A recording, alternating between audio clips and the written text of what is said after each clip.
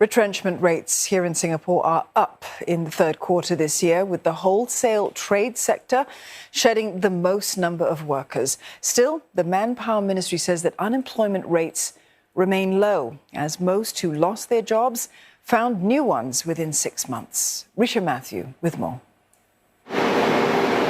The wholesale trade sector drove up layoffs in the third quarter to 4,100. This puts overall retrenchment figures since the start of the year to over 10,000, almost double that recorded for the whole of 2022. Top reasons cited in MOM's interim report: business restructuring, as firms look to sustain rather than expand their current operations. Companies are adopting a very much more strategic approach in terms of bringing in headcount, right, as and when it's really needed, depending on how their businesses are going to perform in the next few quarters and so forth. Unemployment figures in September remain low at 2%, but the MOM warns that this could be a slow uptrend as the unemployment rate for citizens creeps up. Still, analysts aren't too concerned. Shuffling of jobs is still pretty buoyant, feeling like I'm stagnated where I am, both from a monetary perspective and from a career perspective. So this is making opportunities available in different organizations, and you can see that there is still activity going on.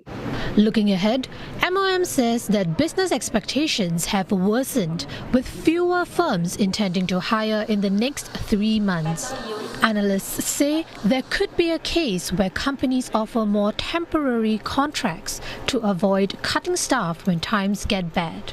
The type of employment is evolving. I mean, it used to be largely perm-oriented or permanent requests from customers.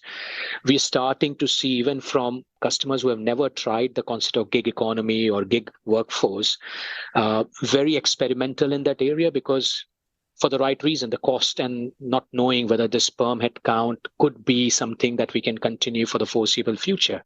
Even then, Assistant Secretary General of NTUC Patrick Tay says jobs in some industries, such as aviation and tourism, are still growing. Experts agree, adding that certain skill sets would still be in high demand. The future skills like data analytics are one. Being able to work with technology is something that, as a country itself, we are moving towards very strongly, right? With a lot of support, a lot of initiatives coming from different parts of the ecosystem here today. The full report will be released in mid-December with a more comprehensive outlook for the labour market in Singapore.